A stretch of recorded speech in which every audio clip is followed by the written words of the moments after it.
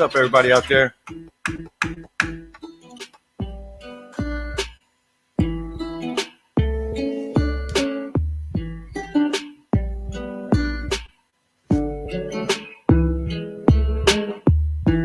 Butterfly, butterfly, I would always wonder why you would always land on me, never wanna leave me be. I would cry, only about 1,000 times. You would never let me sleep, in and out of every dream. Butterfly, butterfly, I would always wonder why you would always land on me, never wanna leave me be. I would cry,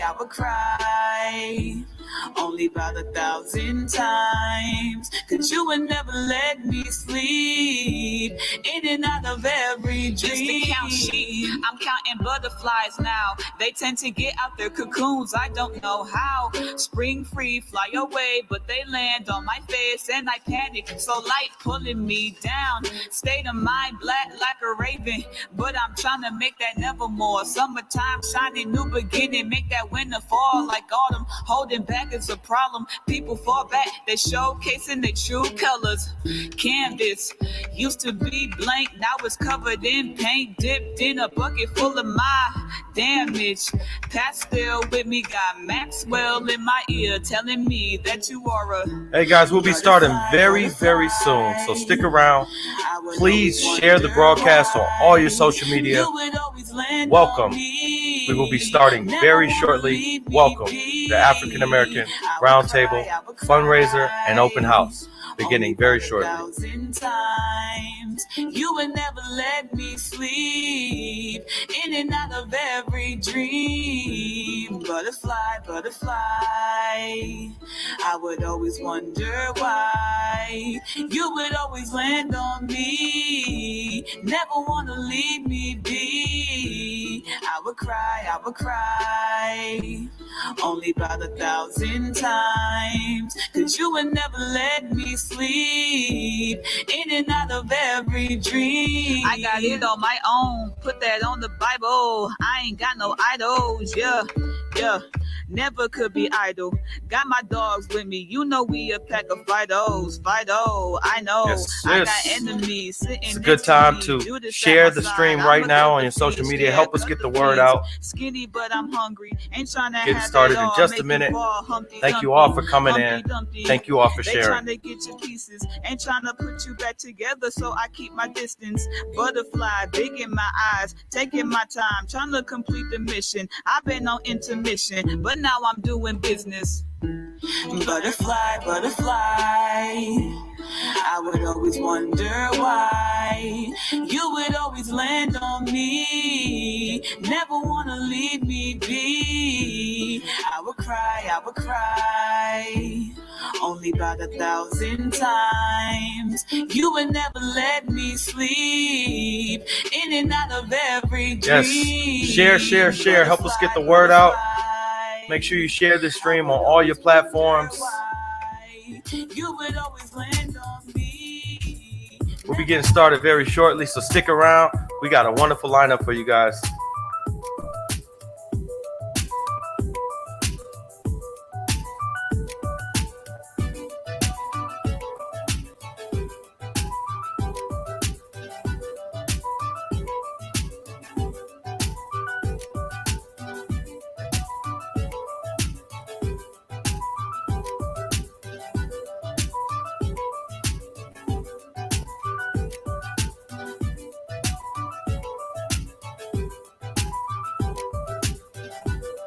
Once again, welcome to the African American Virtual Fundraiser.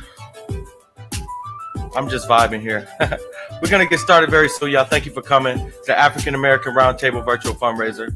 It's all getting started very shortly. You came in at a great time because you can help share the feed to all your social media. You are in for a treat.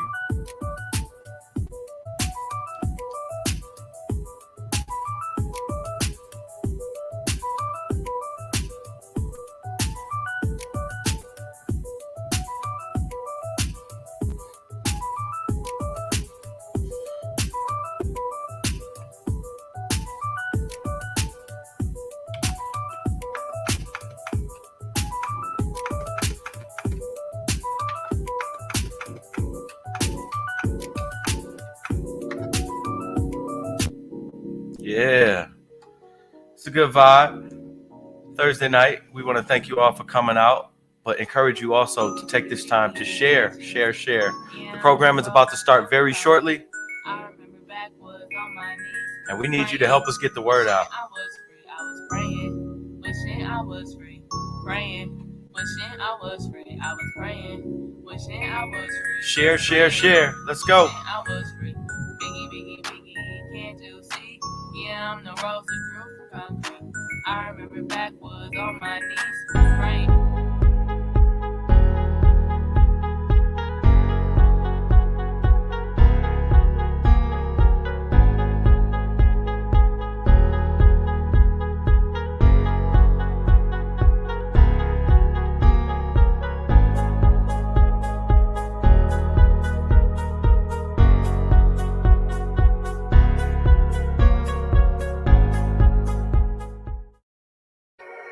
Hello, everybody, and welcome to the African American Roundtable Virtual Fundraiser and Open House. Thank you all for coming. We are so appreciative that you took the time to watch.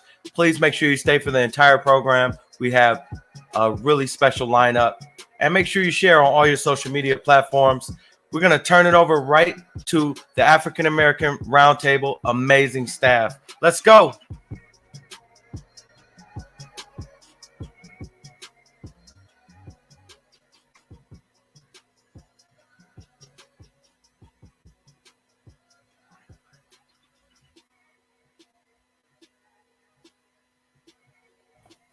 Sorry, I was on mute. Hello, everybody. It's Marquesa, the executive director of the African American Roundtable. I use pronouns she, her, hers, and I'm going to toss it over to my comrade, Devin. Hey, everybody. My name is Devin. I'm the membership and coalition manager with the African American Roundtable, and I use pronouns he, him, and his. And I'm going to pass it to my friend, Raisha. Thank you, Devin. I'm Raisha Farmer. My pronouns are she and hers. I am the community-based building organizer at AART, and I'm passing it to my good Civ, Jordan.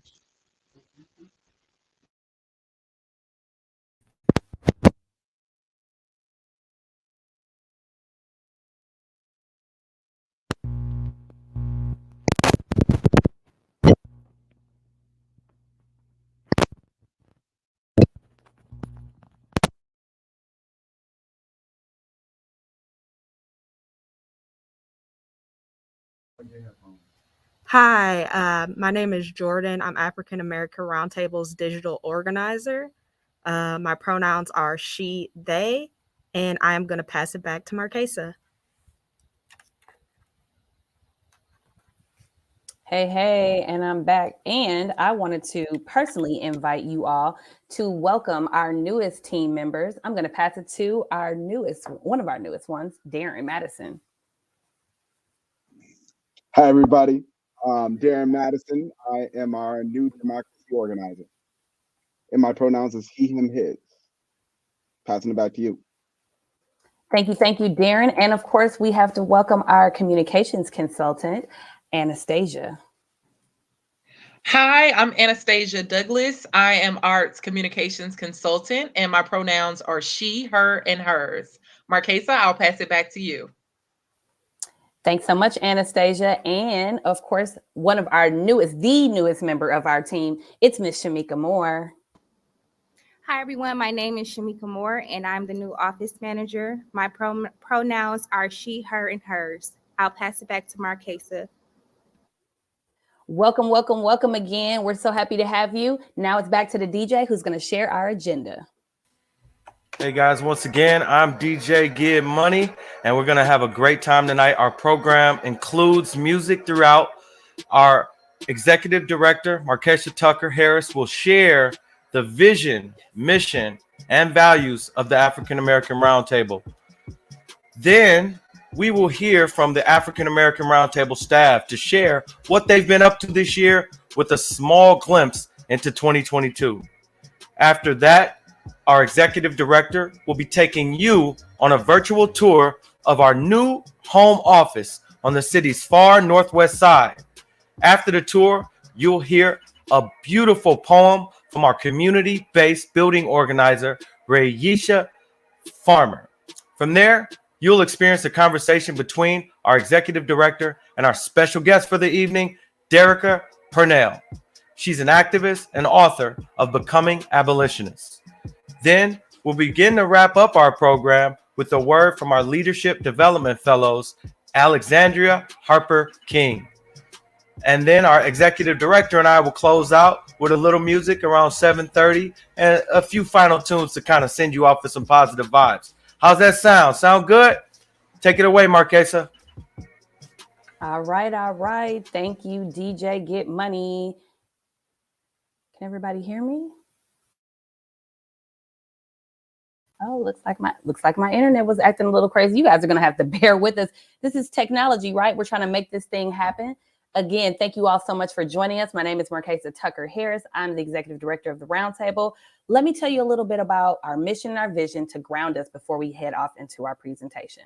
So we collaborate to show power, amplify each other's voices, nurture leadership, promote racial equity and accessibility. And we want to ensure policies are being passed that will radically improve the lives of Black people in Milwaukee. We envision a Milwaukee where Black people are walking in their power, organized, leading, and transforming policies to change the trajectory of their community to thrive and live at their greatest potential. That's what we're up to here at the African American Roundtable. And again, we're so excited that you joined us. Now, let's get into what we've been up to this year and what we're looking towards. So in January 2021, I don't know if you know, we have actually been a program. Some people have thought that we've been our own 501c3, but we actually haven't. We are now a fiscal project of the Hmong American Women's Association, affectionately known as HAWA. They've been an amazing fiscal home as we've shifted to becoming an independent organization, along with moving from a great advisory board to an amazing, newly formed, independent Black women's board. The board has been doing some amazing things behind the scene, and we're so excited for the work that they've been doing. They also filed our 501c3 nonprofit status, and we cannot wait to hear back from the IRS on our status. Exciting things happening here at the African American Roundtable. Now let's talk about what the staff has been up to. So who's the staff? Who's here? We've got Devin. Devin has been here for the longest outside of myself and our board member, Miss Anita, at the Roundtable. And he was promoted this year from lead organizer to coalition and membership manager. He's been helping to lead our Liberate MKE campaign since 2019. He'll tell you more about his work and his role as the coalition membership manager very soon. We also hired Raisha Farmer as our community-based building organizer, where she's been building a base of leaders on the city's far northwest side in Aldermanic Districts 5 and 9. Drop some love in the chat if you live in either of those districts, because we want to connect with you soon.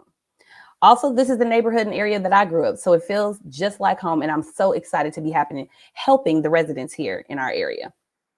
We also brought back Jordan Terry, who started off with us in 2020 as a canvasser right before the COVID-19 pandemic. She's now our digital organizer, who's not just making dope graphics and images, but organizing folks through call to actions from our social media platforms to our actual campaigns on the ground. And many of you in Milwaukee may already know from Milwaukee, or actually nationally, know Darren Madison. He's now our recently hired democracy organizer. Stay tuned to hear the amazing things that he'll be doing to civically engage the residents here on the far northwest side. And of course, we mentioned adding the glue to our office, Miss Shamika Moore. She's our office manager, and she's been here for just under 2 weeks, and she's already hit the ground running, doing amazing. I'm talking about taking a load off of my back. And last but not least, we contracted the amazing Miss Anastasia S. Douglas of Maximize Communications. Anastasia has been with us and has been helping us to bring our branding, communication, and messaging all the way up. So as we head into 2022, we'll be in our new office, doubling down on our organizing efforts. We're all here this evening, but in case you're in the neighborhood, you may not see our signage up just yet on Brown Deer Road, but we're working with the city to make sure all of that gets taken care of so no one misses where we are. So we're officially here, so excited to be in our office, and we can't wait to invite more people by. So it's not just the staff, though, that I was just talking about that's been doing the work. It's also our board. Our board is working on ensuring we are an organization that is sustainable, including budgeting and fundraising. That's all in order, along with our infrastructure in regard to staff, onboarding, professional development for not only staff, but the board too, along with equity initiatives, transformative justice work, and so much more. We're also excited to have the board supporting our vision for a membership model that we'll be introducing in 2022. Okay, art staff, okay, art board, you guys have been doing the thing. Now I'm going to pass it to my comrade, Devin. You'll hear more from him next. All right. Thank you so much, Marquesa, for that. 2021 was a challenging year for our campaign, Liberate MKE, in large part because of the strength of our defund demands in 2020. We saw more pushback from the state level, the federal level, and the local level. However, through it all, we were still able to engage our people around what community safety could look like. One of the things we're very proud of is our work around the American Rescue Act plan, which was the federal stimulus plan that sent Milwaukee close to $400 million. We were able to engage over 100 partners and individuals to sign on to our demands around the American Rescue Act, which included not another dollar for the Milwaukee Police Department and a vision for participatory budgeting. And again, we weren't able to win those things this year, but we were able to reach out to over 10,000 people via text message, phone call, tabling, talking about what a liberated Milwaukee can look like. Another thing we're very proud of this year are forging new partnerships and deepening old partnerships with organizations like the Milwaukee Freedom Fund, Black and Pink Milwaukee, Abolish MKE, the Hmong American Women's Association, Working Family Party of Wisconsin, and the DSA Milwaukee chapter to engage our people. This year, we also released our pension report in this past October with the help of our friends, Jared Knowles from Civilytics Consulting, which highlighted the ways in which the Milwaukee Police Department and their pensions are literally bankrupting Milwaukee and are not going to leave any money to fund the programs that keep us safe. In 2021, we also launched our leadership development cohorts, and we held 2 successful leadership development cohorts. I see some of the fellows in the comments liking it, where we trained 28 Black leaders. And during the 6-week training sessions, we taught our fellows basic organizing skills. We trained them on the city budget and provided them opportunities to engage in canvassing and tabling with us, as well as just created a Black space where we could practice some joy. Our next step is to launch a membership model in early 22 to create a political home for Black people in Milwaukee. And we see our fellows, which you can see, some of them are pictured here and quoted, not all of them, just some. But we see our fellows as a crucial part of our membership model. Like I said, we'll be formally announcing and launching our membership model in early 22 to more easily engage and build power with Black people in Milwaukee. We are so excited to continue the fight to, yes, again, defund the police and to build the world we so desperately deserve in 2022. Over the last 3 weeks, our work has grown, our campaigns have grown, our demands have evolved, and that's because of the support of you all. And again, we're going to be asking on your support by donating to help us grow and expand our work, grow so we can talk to new people and more people, grow in all the ways so we can continue to fight, lead the fight for the new world we deserve. Thank you so much, and I'll pass it to our communications consultant, Anastasia Douglas of Maximize Communications.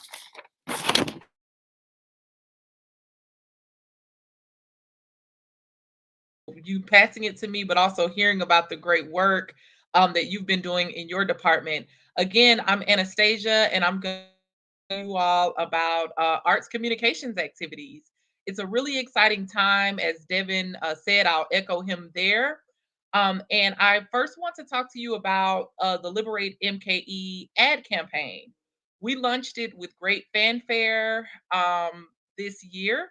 You may have seen our billboards across Milwaukee, our bus signs, or heard our ads on several local radio stations. This aggressive ad campaign yielded positive results. I'm talking website visitors growing by more than 30%, increased community interactions through people from all over the city wanting to be involved with art. And finally, participatory budgeting and defunding police was at the top of everyone's minds, which was our main purpose with this ad campaign. Next, I want to talk to you about art in the news. Our visibility right now as an organization is through the roof, and partially that's thanks to our media hits. So far, we've had about a dozen stories written by art, written about art. I'm sorry, and the 2021 Liberate MKE campaign since we first launched it, and that number is growing. We even had News One to pick up some of our live tweets about the budget issues going on in Milwaukee and write a story about it and expanding upon the whole defund police movement, et cetera, and that organizations across the nation are fighting for these changes in their communities. So it was really great to see them spotlight Milwaukee. And finally, 2021 was a time where we pretty much laid the foundation for a lot of those critical communications pieces that were needed, such as a communications plan, a new website, a brand and style guide, a monthly newsletter, just a general update of the communications channels. Also, when you think back to those 12 news stories and growing, a somewhat of a local news takeover. And we've even started the creating a story bank so that we can tap others to help tell the wonderful story about the work that we're doing. 2022 will be what I like to call a strategic shift.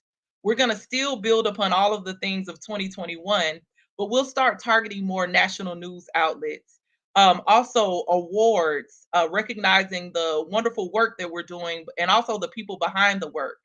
Influencer partnerships. How can we be bigger and better in getting our messaging out and showing value and getting others to do so? And then finally, staff training, ensuring that the staff is fully trained in the best and latest communications practices to continue to show value and to put on the best foot forward as an organization. So right now, I will pass it to my colleague. Thank you so much.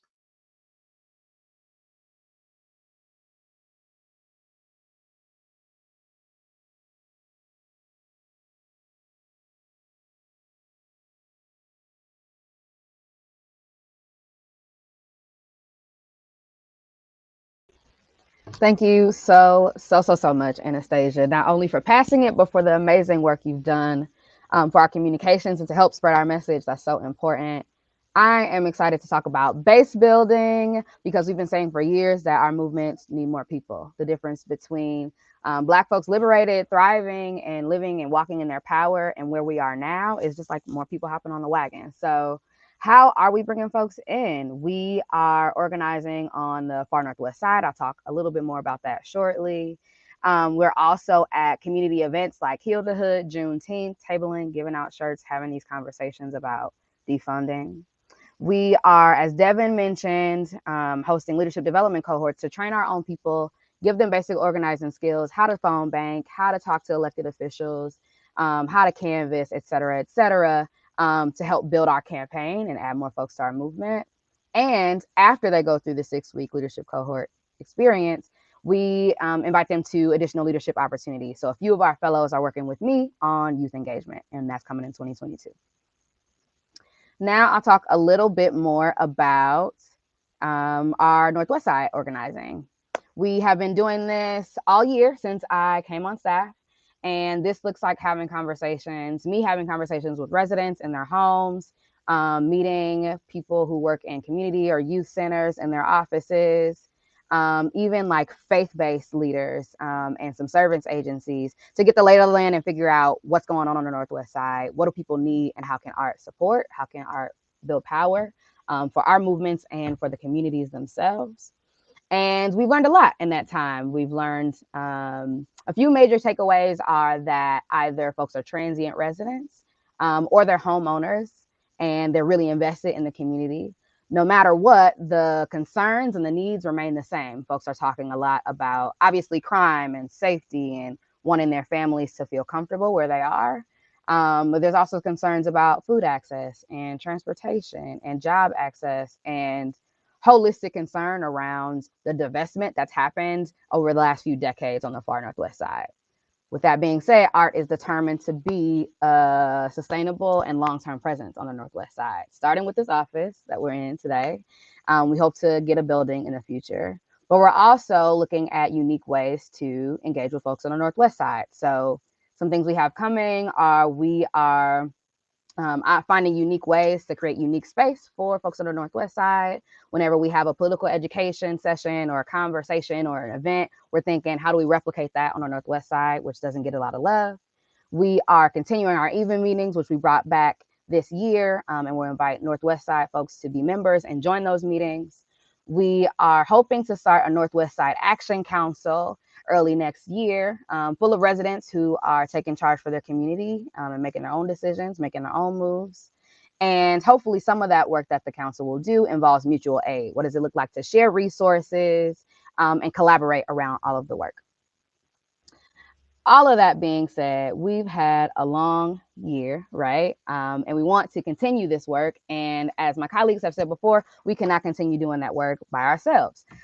So we're going to ask you again to give as much as you can today. You can give as little as $25, and that would make you a seed sower that supplies our new office that we're in. You could give as much. If you can give more, we're going to ask you to give more. And you can give as much as $1,000, and that will send one of our fellows through our leadership development cohort. Thank you so much for listening, and I'm going to pass to Darren.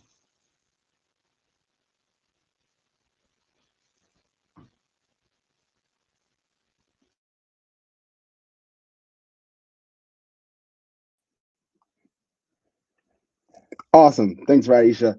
So again, my name is Darren Madison Jr., and I'm glad to be joining the Roundtables team and to be here with you all tonight as our new democracy organizer. I come to this work with 10 years of youth and community organizing experience working to close youth prisons and build youth power. I also come to this work with 10 years of political experience working on several grassroots campaigns fighting for the needs of the most vulnerable populations in our city, in our nation. And I even ran for office myself earlier this year. My vision as we move into this new mantle of work is to create political homes with Black folks on the Northwest Side to ensure that they are true stakeholders when it comes to our city, county, state, and national government. 2022 is going to be a critical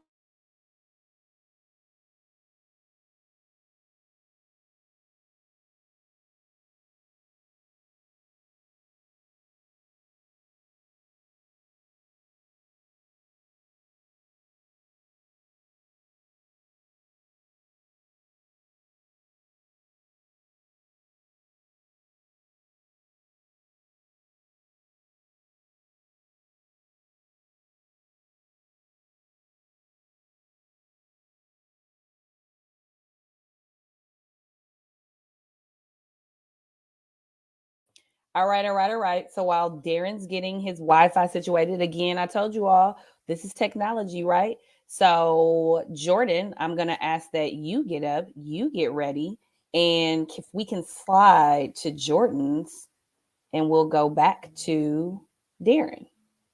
Let's shapeshift, y'all. Let's shapeshift, y'all. It's on my computer, so I can't.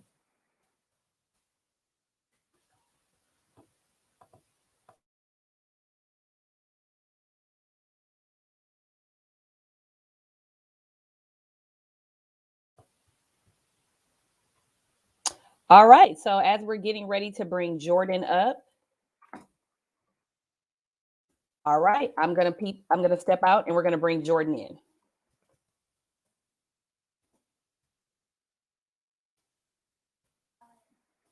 We gotta love technology, y'all.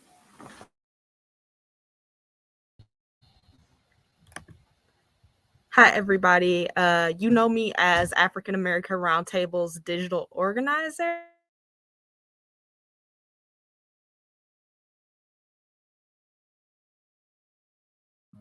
Are you on your hotspot?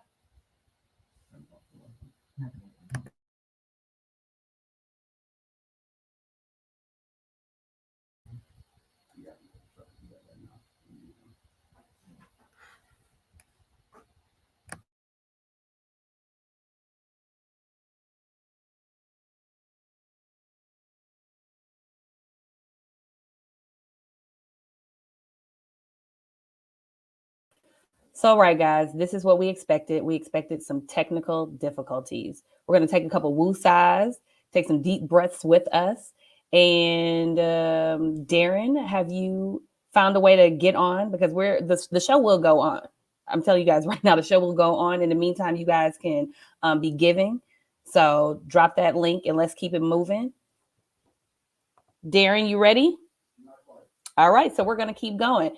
So why don't we bring in Miss Shamika? Let's bring in Shamika. Shamika has something to say in the meantime, and then we'll also try to get Jordan back as well. Thank you guys for sticking around with us. Miss Shamika, are you ready? Yes, I'm ready. Okay, let's wait till she gets your slides up. In the meantime, you guys see the link. You guys see the link. Give us a little time. We're going to flip through Jordan's slides and we'll come back to Jordan. Thank you guys for being so patient with us.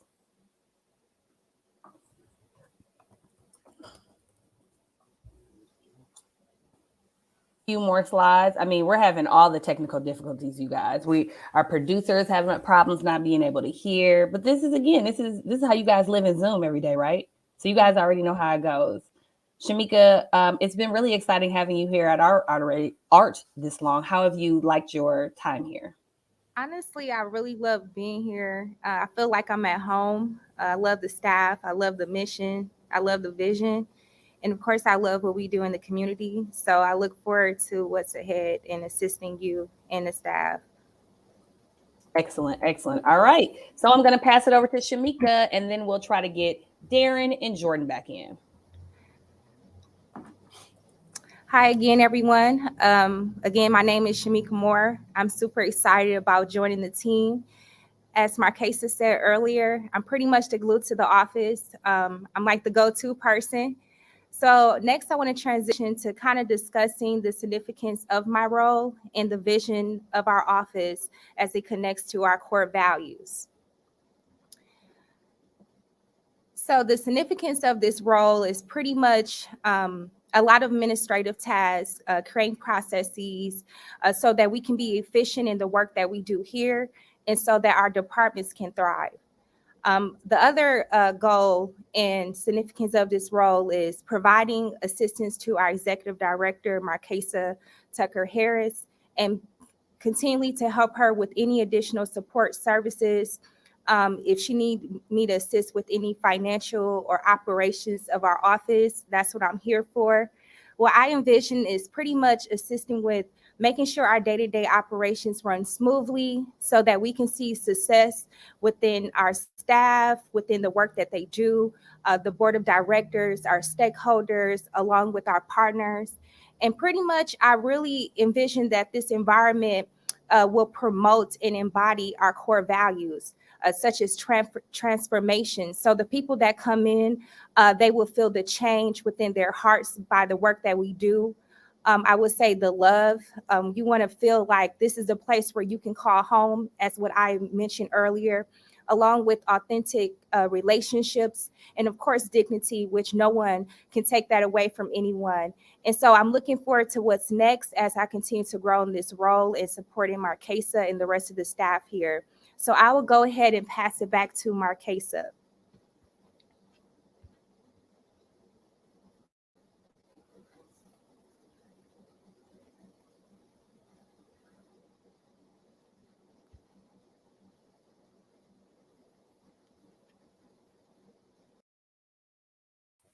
All right, I'm back. As we're getting ready to transition, thank you all for sticking with us through all the technical difficulties.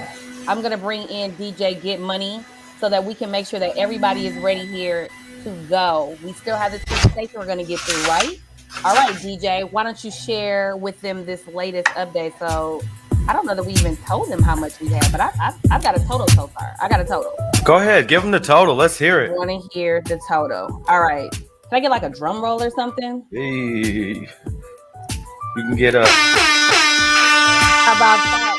So you guys have been doing an amazing job. I want to give you guys the total right now is $1,616.75. And this is just the beginning.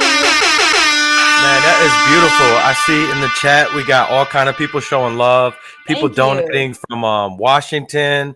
Shout out Deborah Gray, Alexandria. Shout out Ajamu out there. Everybody out there promoting, saying we're doing a good job. They love the programming and they're donating like crazy. So don't be left out. Get out there, show a little love. You can donate as little as $25. You can donate $1,000 or more. That'll help send one of the fellows through the program. And it's just a great way to give back to an awesome program that's doing awesome things on the ground in the community.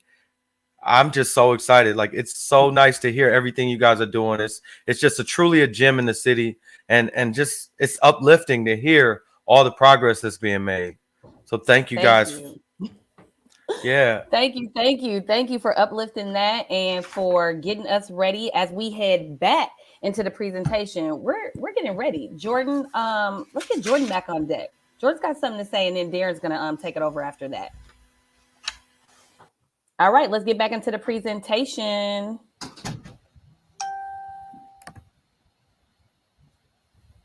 You doing good over there, Jordan? Yeah, I was looking for the presentation. It's coming. Bam. And all right. So we've made some strides in amplifying our online presence. Our social media following on Facebook has grown by 80%. We've gained 700 new subscribers through our partnership with Accelerate Change and through Facebook bots. 60% of those Facebook bot subscribers gave their phone numbers, allowing for further opportunities to engage beyond just the internet. And 80% of our subscribers have shared our petitions, or 80% of our subscribers have signed our petitions, and over 30% have shared it. Over the past 60 days, we've also had more than 300 people click on our links to sign petitions, email alders, and attend political education sessions. This year, we've also expanded our platforms to TikTok and YouTube.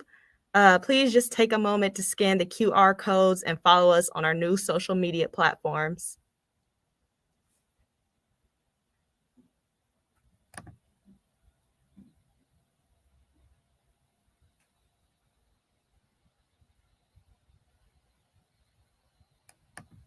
And please don't forget to follow us on Facebook, our Liberate MKE Twitter account, and our new African American Roundtable Twitter account, and also our Instagram.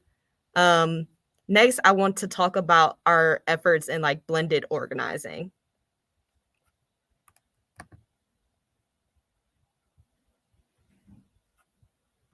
All right, so One of the projects that we came up with for our blended organizing was Northwest Side Stories.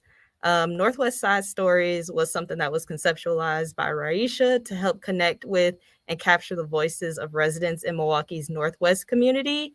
We worked together to film, edit, and produce short-form interviews of resident stories. This allows us to continue to build a presence and community with Northwest Milwaukee. Next year, we hope to expand this project into the Northwest Side Stories Story Bank. The Story Bank will give residents the opportunity to get trained in media, public speaking, and offers a chance to network with Black leaders in Milwaukee. And finally, I will encourage all of you to donate to ART via the bit.ly link below. Thank you so much, and I'll be passing it over to Shamika.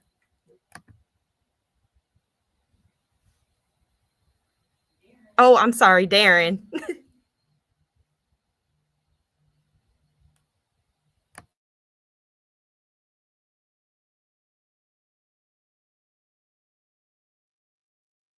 Awesome. You know, everybody knows that Shamika and Darren sounds exactly alike, so we'll roll with it. Again, I'm sorry for the technical difficulties, but my name is, again, Darren Madison Jr., and I'm so glad to be here as our new democracy organizer on the Roundtables team.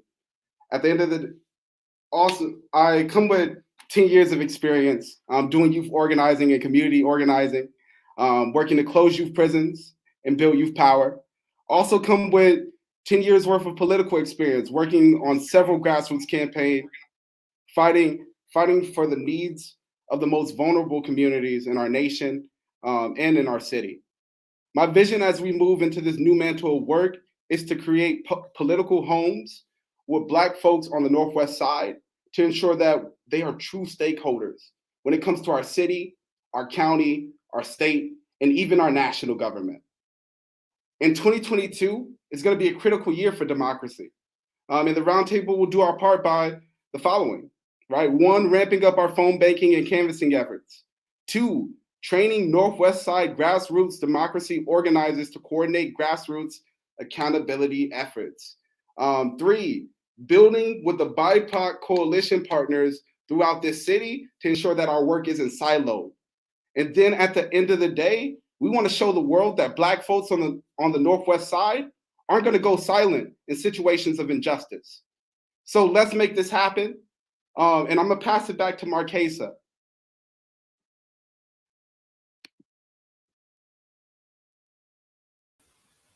Hey, hey, hey. So you guys, I see you guys still streaming with us. Thank you, Darren. And thank you again for those who are continually giving. We're super excited about this staff. We're super excited about the work that they're doing and they're accomplishing. And we're so happy to have you guys along this journey with us. Now I'm going to toss it back to DJ Get Money so you guys can get some tunes.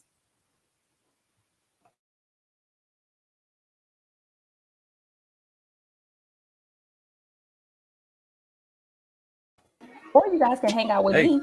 No, pull me out. I gotta go.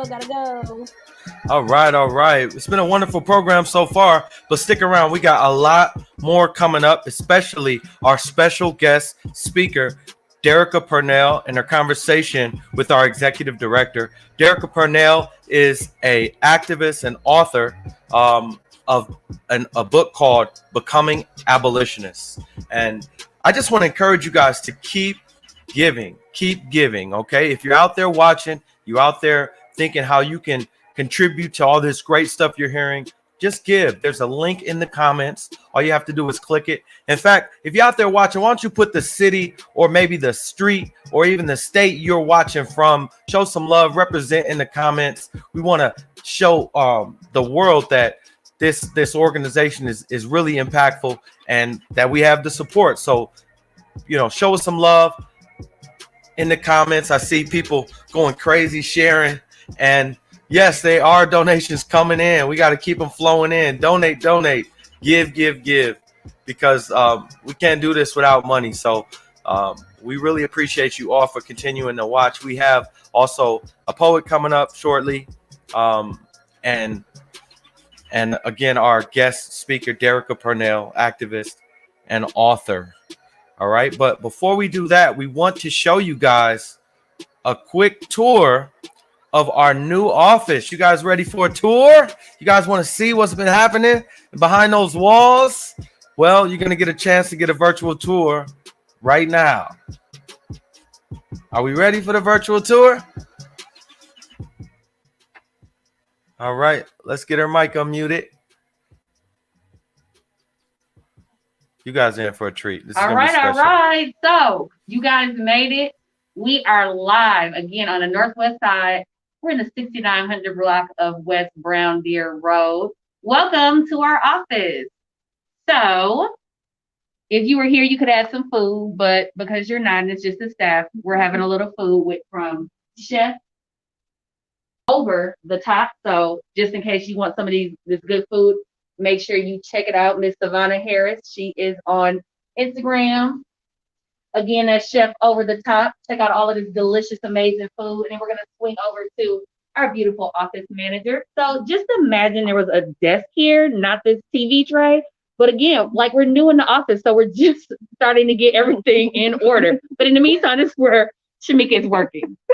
We'll have her desk very soon.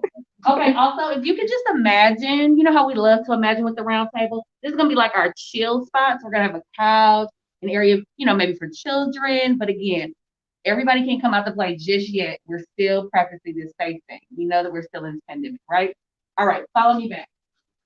We just got this new banner, this backdrop. How you guys liking that? We just got that during the cohort graduation.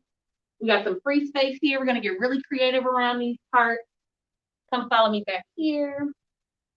We're going to go to the right, and you guys get to see our conference room area and our board. We have Miss Cass and we have Miss Anita. Actually, it's Dr. Cass. Dr. Cass, our board president. And then my daughter Zoe's here with us. All right, follow me here. Follow me here. And we've got Rye. This is Rye's desk area. So you guys might be meeting here again. If you're here on the Northwest side, you might be meeting with her. And here is Jordan's lovely office area. Boom. Follow me back. Follow me back. We've got Darren's space. No. And then a little extra space just in case maybe we have a fellow or two. And also, this is my office area. Boom, boom, boom.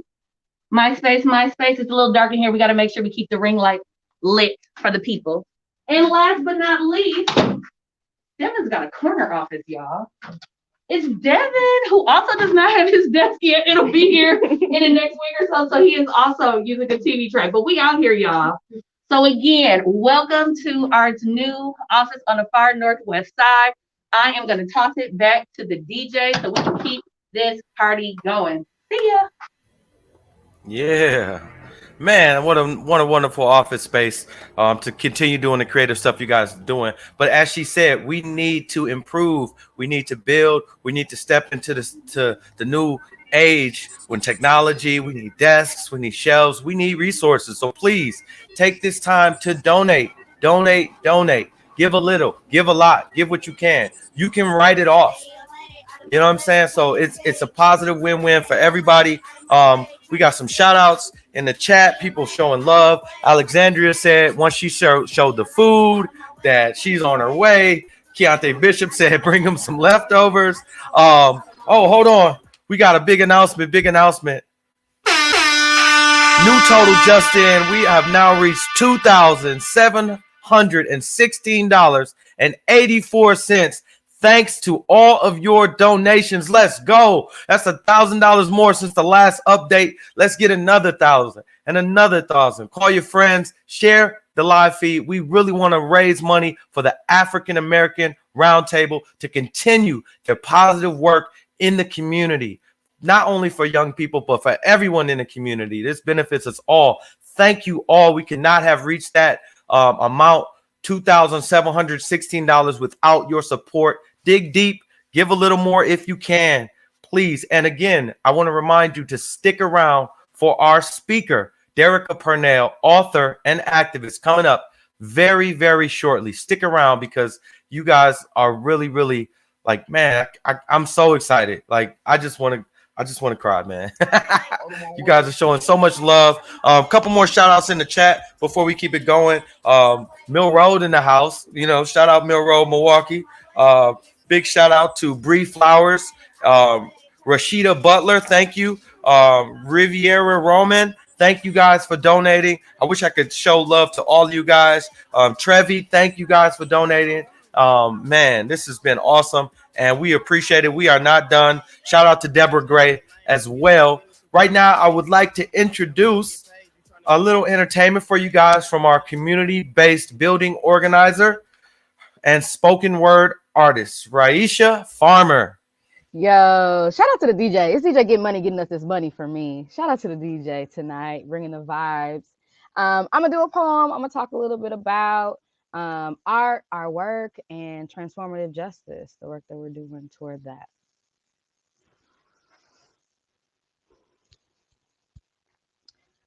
What if a caterpillar became a hippogriff? Flew away from fallacies rooted in the falsehoods of non-fictional municipalities, galloped toward glory and gleefully welcomed the gall to guess about new lives to live, even defied gravity and the ground to gain a new point of view of its current world. Yo, what if caterpillars been doing that? Like in Black Hogwarts, and Milwaukeeans just don't have the access to know so. But them caterpillars ain't been trained by sinister ministers of the Ministry of Magic. They can still decide to bend rules, be bold, and move as mavericks with frontal lobes still intact. Man, the pillars probably been the flies on the wall that we've been talking about for lifetimes. Listening in on the boundlessness of break bills and breaking molds necessary to build the beast for trying their bountiful minds. And when the caterpillars are ready to transform, they shun every expectation of becoming butterflies. Experiment with options put forth by their pillar pals, forego cocoons and fool around with balloons. Instead, they want to be different. They will find their volition in vessels of their choosing. They will find themselves and their potential in a summer of sentience, discover the same world they've been living in, but see it very differently. And all of a sudden, they have wings of governance that are more personal than political. They'll look up with antennas that guide them to their native branches for guidance. Their lengthy bodies become the ladders on which their loved ones climb to prong 1, comfort, prong 2, community, prong 3, conversation, 4, creativity, prong 5, can you imagine? Caterpillars in an intimate entity as a cocoon, a branch, a block, a side of the street, trailblazing, innovative evolution. Emerging from their shells bright and facing destinies they've dared to choose for themselves.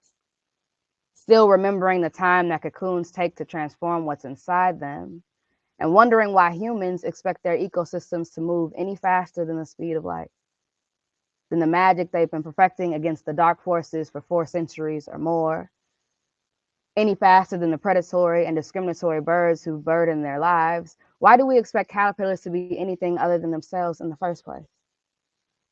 Who says they can't just be bigger and better, stronger and more strategic? Or maybe become centipedes that found strength in its several legs. How easily we forget that the ability to build a cocoon is a part of the caterpillar's DNA. The material it uses is a part of its soul, purpose, and being. I can't help but wonder, what if every one of us is a caterpillar too? Thank you.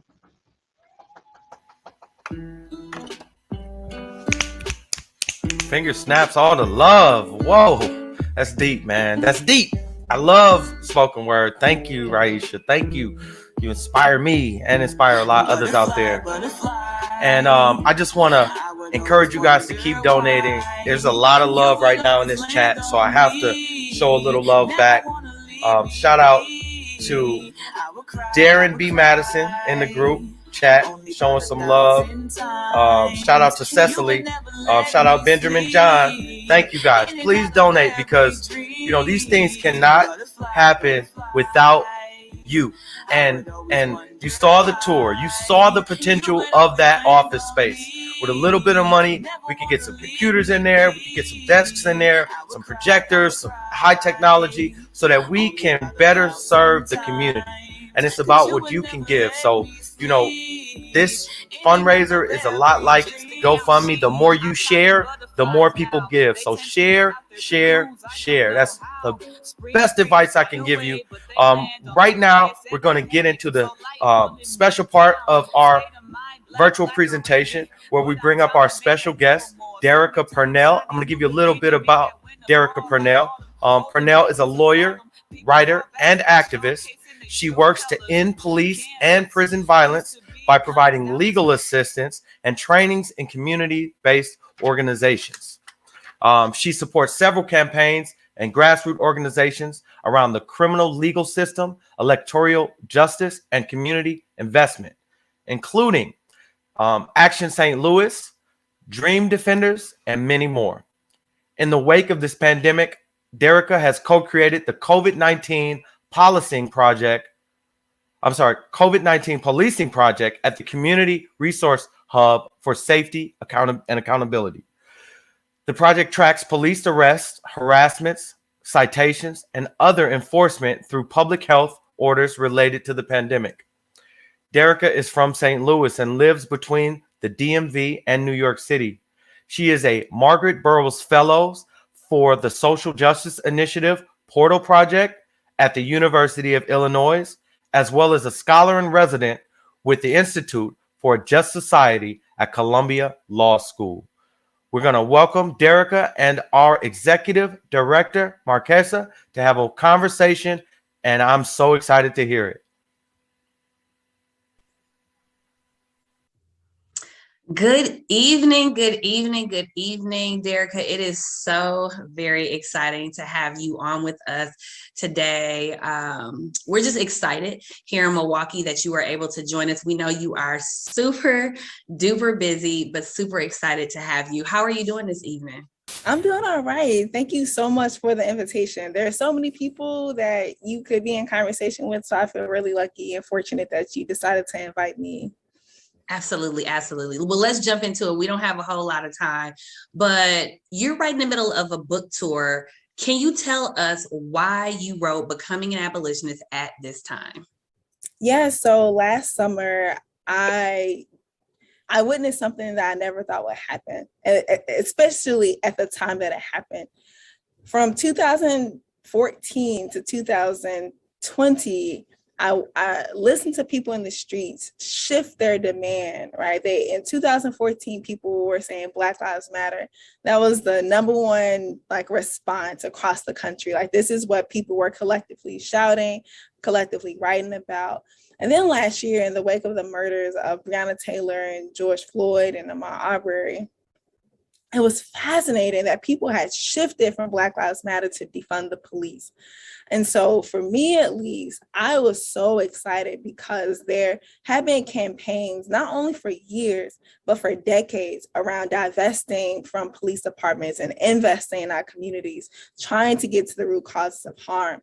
So that decades of organizing emerged at such a critical moment where people weren't saying just Black Lives Matter or refund the police or reform the police or more community policing or better training. People were calling collectively to remove resources from the police. And as we were grappling with that publicly, I wanted to contribute an offering around what kinds of conversations organizers have been having around abolition, around defund, around these challenging calls to make us, better people, to build a better society. And so the book, I think, at least what I tried to accomplish, was making an offering. Here's one more set of ideas that track this, from Trayvon's murder until today, around how people move from calling for police reform to calling and becoming abolitionists. Yes, Yes, and we are at such a time as this. The same thing is happening here in Milwaukee. Last year during the uprising, folks took the streets. We started actually our Invest Divest campaign in 2019. So it's like we had a foot already in the door. So when 2020 came around, the people in Milwaukee were already ready. This is a conversation that we were already having on doors and in our communities. And then when I saw this book, I'm like, man, I feel like this mirrors a lot of my journey. I also grew up heavily in church as well, but also just in the same mind frame of, can we really be without police? So that takes me to my next question. What was the turning point for you from reform work to abolition work? Well, sometimes when I talk about when I became an abolitionist or how I became abolitionist, I find myself resisting telling a linear story that I was a reformist and then I became an abolitionist. But honestly, earlier, most of my ideas about policing were simply unexamined. Right. I assumed that they were natural, normal fixtures in society. That look, we have teachers, we have postal workers, we have police. They just kind of one of these institutions.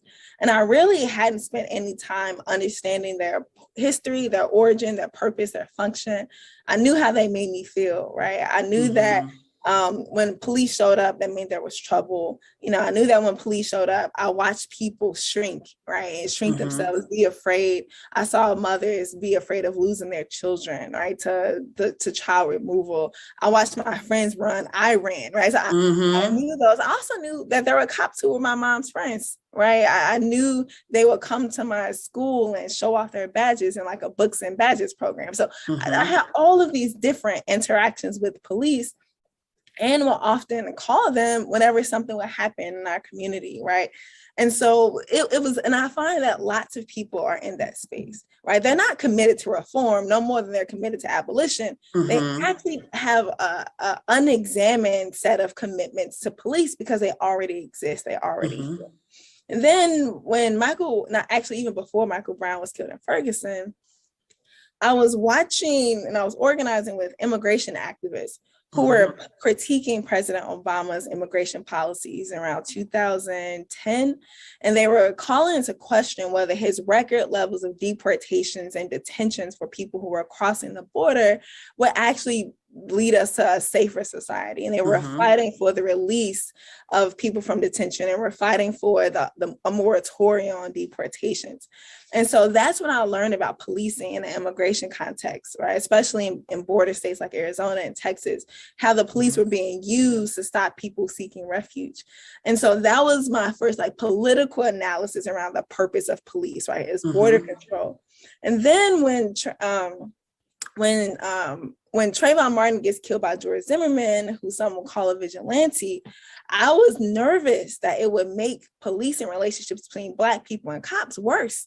I said, here's someone who's proclaiming to be a cop who kills this Black boy, and I'm watching all these police defend him, and I'm nervous that's going to make us more unsafe. And then the time 2014 comes, I'm watching Darren Wilson kill Michael Brown about 5 minutes from our house. And there's this uprising that follows. And I'm just like, oh, wow. Well, I know about St. Louis policing. I know about St. Louis County policing. I know that we drive slower and we avoid certain streets because we don't want to get pulled over and held in jail for several days. Or I know how it shapes my family interactions. I know, about the system of policing here. But again, I, more than anything, wanted the violence to stop. And so if you want violence to stop, you want to say, well, what's going to stop them from killing us? What's going to stop this militarized policing? Community policing sounds great. When your choices are militarized policing, stop and frisk, or racial profiling, you say, you know what? Community policing sounds wonderful. I'll take that. Sounds good. Yeah, give me some more training. Absolutely. Body cameras, yes. So all of these reforms sounded so great when the other option presented to me was the current violent policing that we experience every day. And by the time I had gone to law school, I started taking classes on the history of police. I started learning criminal law. I started learning how, it wasn't just that we were fighting unconstitutional policing in Ferguson and beyond, But most of the violence that police actually engage in is completely constitutional. Evictions, arresting tens of millions of people who are poor, 10 million people who are poor, who are overwhelmingly poor, shifting our homeless populations from places of public view in our downtown centers to corners and parks, right? Responding to people who are in mental health crisis, patrolling our neighborhoods and locking people up for loitering. All of that's completely constitutional, right? That's what police get paid to do. Yep. To manage inequality. And so we can reform the police. We can make them better managers of inequality, right? We can make them nicer, browner, more feminine, more gay. At the end of the day, no matter how much community policing that we're going to train them to do, it doesn't undermine the inequality that's at the heart of our society. And so I just felt lucky enough to learn about traditions of organizers and scholars and activists who are thinking more deeply about the function and purpose of police and that history, rather than just trying to fix a system that's not even broken. And once I started learning about Angela Davis as an abolitionist, Miriam Caba, Ruth Wilson Gilmore, Rachel Hersing, all of these incredible, Black feminist organizers and thinkers who were calling for the dismantling of our prison industrial complex, who were calling for the dismantling of the carceral state. I said, wait a minute. You telling me our options are not only reform or violent policing, that we actually can work to abolish the need for people to have police, that we can abolish the violent society that we have that rely on police to do a job that they can't even accomplish. There were other options in our tradition. I became so attracted to that and wanted to figure out how could I also be a part of that tradition. And that's ultimately what continues to make me think about why I'm an abolitionist, how I can be a better abolitionist than I am right now. Yes to more of that. My journey was, so I started this work in 2014 when a Black man here in Milwaukee was murdered and killed by a police officer. His name was Dontre Hamilton. And so, I often say that was like my entering into this work, but it actually was before. And it's just in my blood. My parents came to Milwaukee through the Great Migration. They lived in Mississippi. Hollandale, Mississippi, and Mound Bayou, Mississippi. And so my parents were children when Emmett Till was lynched and murdered. And so I believe that the voice that my parents probably didn't have then is the voice that I carry now. And the reason why I can speak so loudly and speak up for people and with and alongside people. And so when Dontre was murdered and I was pulled into the work, literally, like I felt like I was pulled off of my couch, like I couldn't sit any longer. I knew something was super wrong and I had to go and respond. I didn't know how. And so doing that work with the family for, I would say, till about 2019, I was helping them like get the body cameras, get the cops fired, all of those things. And I was like, at the end of the day, none of these things are going to bring back Dontre. And what we ultimately don't want to happen is for this to happen to anyone ever again. Dontre was lying in a park, in a park that he frequented often, and was murdered while resting in the park. He was startled. He was awakened by a cop after several cops had already come and said, hey, this guy's not causing any problems, the white women who would call the police on him. And so it's like, how do we peel back and get to the root? And so when I started to think about that, I'm like, this reform stuff is not going to get us anywhere. It is not going to get us what we truly want, which is to be safe and to live and thrive without being harmed by carceral systems and without being harmed by police in our daily lives. And so that was the way that we moved into divesting and defunding the police here in Milwaukee. And so as we began to think about the possibilities, I'm interested in hearing what are some of those possibilities that you've been able to see and move towards in this new place in your work? Yeah, well, I feel so lucky because I get to work with organizers in different parts of the country to figure out how to do that, right? So in St. Louis, one campaign that I talk about in the book is the Close the Workhouse campaign. And so the Workhouse is this historic jail in St. Louis that when I was a kid, there were so many people who went to the workhouse that I thought it was a place where you would go get a job. Right. I didn't know it was called the workhouse because it was created as a place to house poor people to pay off and work off their debts. right? This is the legacy of that jail. And when one of my mom's friends or her boyfriend, I can't remember right now, when he didn't come home for a few days, I said, didn't he just go to the workhouse to get a job? Like, no, baby, it's a jail, right? So watching family members, watching my mom's friends, watching people I know go in and out the workhouse was just, it was devastating. And so when Access St. Louis, a group of organizers there, decided to close the workhouse, I was excited for personal reasons and for political reasons, because this is an opportunity to close down a jail. And so that campaign has just been such, I mean, they've built so much momentum in a place like St. Louis, where people are afraid of homicides. When you talk about murder rates, St. Louis is usually on that list with Chicago and Newark and Baltimore and DC. And so that we can build momentum in a place like St. Louis to close down the jail was just so exciting to me. And now there's political alignment around it is going to happen. It's just a matter of when. Yes. In Ferguson, a few miles north, one of my first jobs as a lawyer was to go back and to work with a group of community organizers around the consent decree, right? And so when the consent decree was put into place originally, I was so happy because I was like, wow, we're really going to figure out how to fix the police, how to stop all of this, unconstitutional policing in Ferguson. And the more that I worked with the group of community organizers there, the more that I realized the limitations of those reforms. So we were trying to figure out, well, since this consent decree gives so much power, so much resources, so much time to fix the police, what is it that we actually can do to alleviate, policing on this community? One thing that we can do is limit the amount they can use force, right? So we can revise their use of force policies. We can give feedback on them. We can say, you can't do any of these actions when you're engaging with people in our community. Another thing that we can do is try to remove all of these outstanding warrants that were burdening people in our neighborhoods, right? And so if you're driving around with a 10-year warrant on your head, you don't even know, you get pulled over, you can be taken to jail like that. So how can we use the consent decree to start eliminating and fighting for the erasure of warrants, in our communities? So that was another big win that we were able to do with the Ferguson Collaborative. And so it's those sorts of we don't think about them maybe as abolitionists because they're not dismantling the entire system. But what it is doing is building relationships with people in our community to know that we can reduce our reliance on jails and on police in order to build a safer society. And so the Ferguson Collaborative and Action St. Louis, which is two organizers and the two groups I'm talking about, not only are they trying to dismantle, policing and prison and the jail in that city, they're also trying to figure out what makes people safe.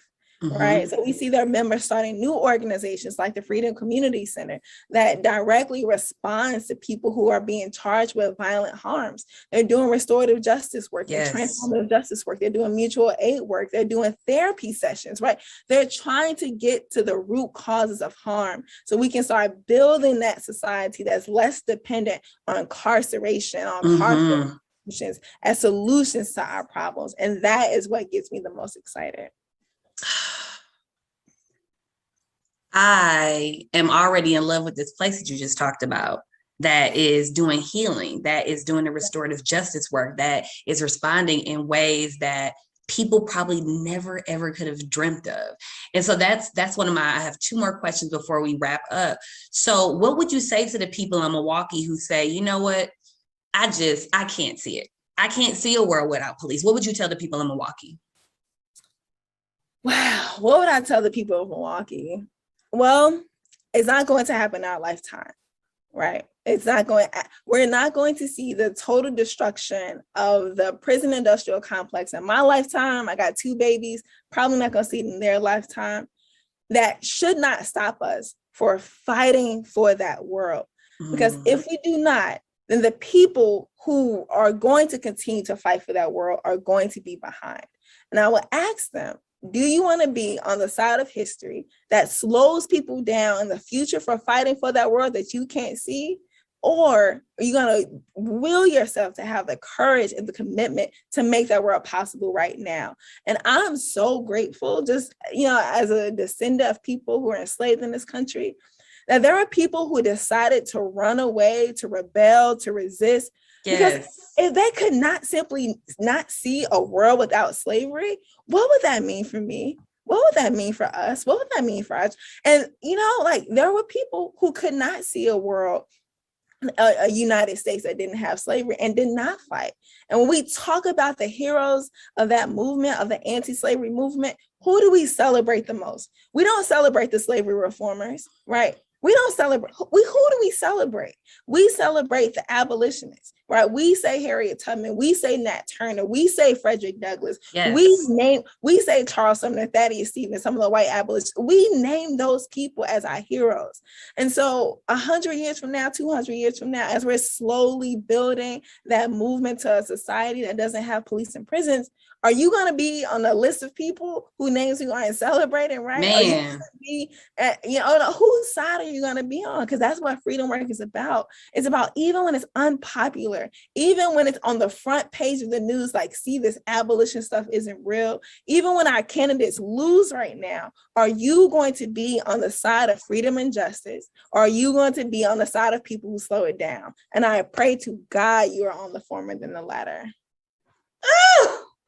It makes me think about the organizer song, whose side are we on, my people? Whose side are we on? We on the freedom side. Yes. You better get on the freedom side. Okay, so my final question before we wrap up, we got about 1 minute left.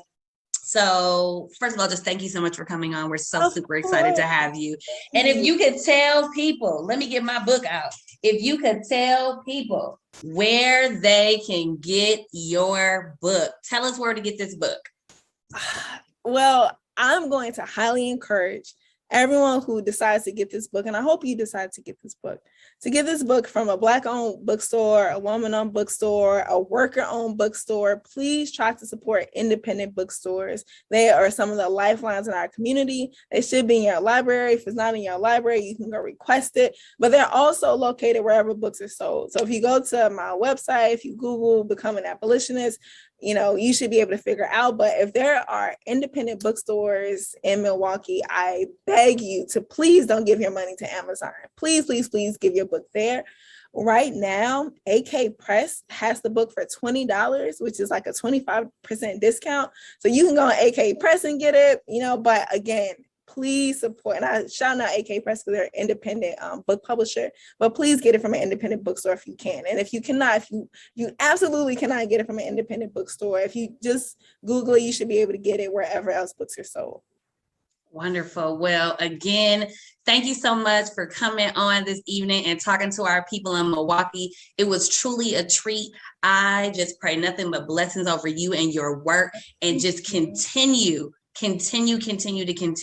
to be on the right side with us, y'all. Thanks again, Ms. Derica, for joining us. Of course. Thank you so much for having me. Yes, thank you, Derica, and thank you, Marquesa, for having that conversation with Derica. Like, wow, I'm stewing on that for the rest of the year, at least. I hope y'all got some good nuggets out of that. I wanted to move us forward in our program and welcome in my good friend, one of my dearest friends, my sis, also a fellow of our most recent leadership development cohort, Alexandria Harper King, who will talk about her experience in the cohort. I can't wait for y'all to hear what she has to say.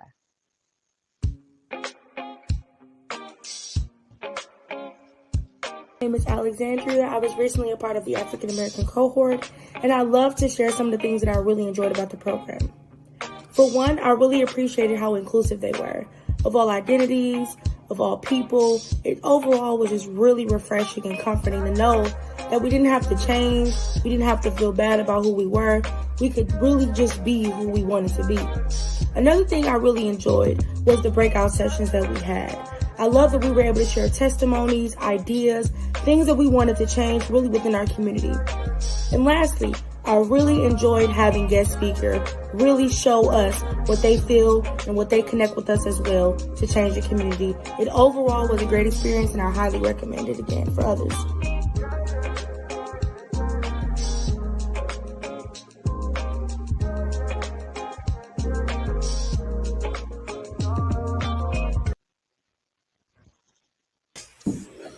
All right. Thank you, Rye, for queuing up Alex. And thank you so much, Alex, for sharing how the leadership development cohort impacted you. We were so thrilled to have you, Alex, and all the rest of the fellows. Shout out to the Roundtable fellows. Before I go to this gift, shout out to all of our fellows from this past year. You guys were a part of our inaugural leadership development cohort. And again, we can't do that cohort without your support. And I don't know if you guys have been monitoring the chat. We can't do this work without Devin getting a desk. Devin says if you guys don't give, he may not have a desk. If you guys don't give, Shamika may not have a desk. So let's make sure that we are giving not just for the leadership development fellows, but also so Devin can do his work in his office. So let me remind you guys of these tiers. So again, some of you guys have more than $1,000. And if it's not you that has more than $1,000, you know someone. So have you shared the giving link with them? Have you shared this live? $1,000 is at an influencer level that funds one fellow through the leadership development cohort. Did you guys just hear what Alex said? Alex said that this impacted her. Did you see it? Did you hear it? Did you feel it? So we want to be able to make sure that we can bring some of Alex's people and some more of our people, some more of the Northwest Side residents in. And we want to make sure that we pay these people. Like, this time is not free. Time is not free. And they are getting something that is worth $1,000, actually, and more, to be quite honest. All right. So the next level, $500 Cultivator. That funds data and technology support. So we don't even have a data person on staff right now. Let me just say that right now. We've been getting actually support from one of our partners here in the community, Dr. Biko Baker, who owns the Rocks platform, but that costs money. We have to be able to pay Dr. Biko and his people. So if we want to track our data and we want to track our people, we need you guys to give. Seriously, straight up. Okay, so advocate level, $250. That funds cultural organizing opportunities. So this year we had a plan to actually shout out to Ajamu Butler and the Heal the Hood team. We were set to actually do a Heal the Hood on the Northwest Side. Rye was working so super hard to get it together. And of course, COVID numbers were starting to spike. And so this is the type of money that will go towards those types of events, cultural organizing in our community. So again, $250, $500 to help with data and technology, and $1,000 to support these fellows. We're going to get you guys a giving update in just a minute too, because we know you guys are using the link. We're not too far away from 3,000, you all. All right, $100 is the educators level that funds youth engagement. So we've been actually working with some of our fellows. We've been working with Bree and one other fellow. Right, who's the other fellow? Renetta. Yes, Renetta. We've been working with two of our fellows and Cortez to help build out a youth engagement project. So again, now we know that just $100 isn't going to help. So give what you can, but $100 will help. And then, of course, there is a seed sower, $25 for these office supplies. Office supplies are not free. And we use pens, we use poster boards, we use Post-it notes, all of the things to write our notes all the time. Notebooks, we go through notebooks like crazy. Do you hear what I'm saying? Notebooks like crazy. Devin's got a whole bunch. Jordan, me, we all have these notebooks, and those cost money. And Shamika also needs to order these supplies, but we need you guys to give so she can have some money to order them with. But if you can't give at any of those levels, there's still a place for you. You can give anything you are able to give. So what is it? It could be $20. It could be $10, $15, $5. Just know that if you didn't give in these moments, you may get a call, because we have calls. We have to collect some of these coins. Some of you all said you were going to give and you haven't given just yet. So we want to give you the opportunity. And if tonight, again, is not the time that you were able to do it, you might get a call this week. You might get a text or an email. We are coming for the coins, because this work supports the vision of the roundtable to help get our Black folks free. This is the vision. That's the mission. We want people walking in their power, again, leading and organizing. And we can only do that with your support. We don't want to rely solely on funders' dollars. We could go into a deep conversation about that, but I'll save that for another time with Jordan. So again, take an opportunity right now to give. And again, if you don't tonight, we will be calling you soon. But in the meantime, we're so appreciative to have all of you guys with us. It has been such a fun night. Bring the DJ back in with me. Bring DJ. Hey. Yes, it has been a great time. It's been wonderful, super informative, so inspiring, and it's just exciting seeing all the people online donating to make, to make our dreams come true at the African American Roundtable and to help us keep serving the community so we can be independent. Yes, we're trying to go independent, y'all, all the way independent. Howard's been great, but we can't stay under Howard forever. All right, so let me give some thanks and some shout outs before we bring the whole staff in and give you guys a final update on our numbers. I want to thank DJ Get Money. Peace. Thank you guys. Thank you guys. I was trying to do his little horn sound that he normally does. And we have to give a shout out to our producer, Yanette Martin. Yes. Been holding it down, taking care of all the things in the back. The technology was not her fault. She's been doing amazing. Let me tell you guys that. Shout out to the staff. Shout out to our board that's present and not present. Shout out again to our fellows, our guests, our local and national partners, the donors, and finally our funders: Open Societies Foundation, Borealis, JLH Social Impact Fund, Greater Milwaukee Foundation, Public Welfare Foundation, Schusterman Philanthropies, one of our newest funders, State Democracy Project, Freedom Inc. Shout out to Freedom Inc. in Madison, Movement Voter Project, and TIE. Shout out to those funders, our guests, and all of you. All right, so can you bring back in my staff? I got Raisha and Darren, Shamika, Devin, Yannette, brings in Jordan. Are we all back? All right, y'all, let's see if we got these final numbers. And I have to give a shout out to Kathy from Howard, who has been sharing these numbers, adding up totals. Haven't got it from her yet. So we got a little time. Can you play a little tunes while the people make their last opportunity?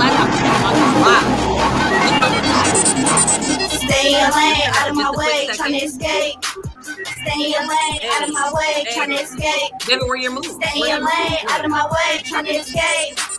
Stay in your lane, out of my way, trying to escape. Out of my way, out of my way, out of my way, out of my way, out of my way, out of my way, out of my way. It's all about collective economics. You know, That's pull right. together, we can do whatever we want to do. I'm about to get a live update, y'all. Give me 1 second. Y'all take it over. Let me get this live update. Out of my way, too many people are dying today. I just want to shout out the music, which was provided by True School, another Milwaukee organization doing powerful things. All original music, young people. And shout out to everybody still in the chat that stayed the entire program for the knowledge and resources. You could have been anywhere. We appreciate you. Get out of my way. You move too slow. Move out of my way. You give respect to give respect, but they ain't the case. Let me explain. Fight it, kill it. All of this violence we stand to. We're gonna have to All right. You know, we've got work to do. It doesn't stop any shows though over here. So we are just over one of the latest goals that we gave you. We had a little glitch with some of our numbers that I think we told you a little earlier. We were at 27. We're just actually shy of 2,400. So we were trying to get up to that 3,000. But again, you all have been an amazing crowd. You all have been some amazing guests. You guys in the chat, give it up for the people in the chat, y'all. On YouTube, we were streaming live on YouTube and actually just streaming as well on Facebook. I see you, Valeria, one of our former co-workers, giving a donation. Yep, that last minute donation. Again, it's been an amazing night. It's been an amazing time to be able to share with you all the amazing things that this staff is doing. We're growing and we are going and moving forward.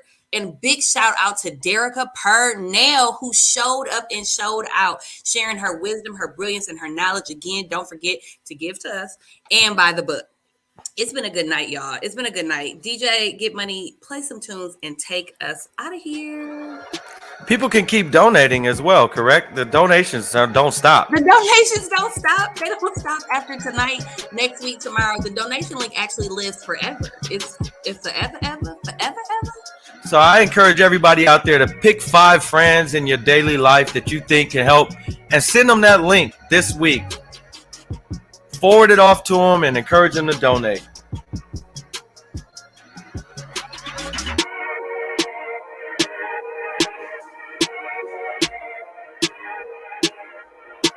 And y'all getting 4 minutes of y'all life back?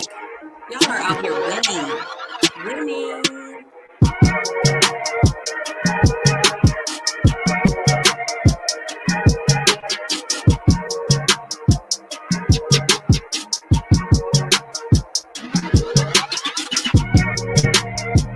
Thank you once again.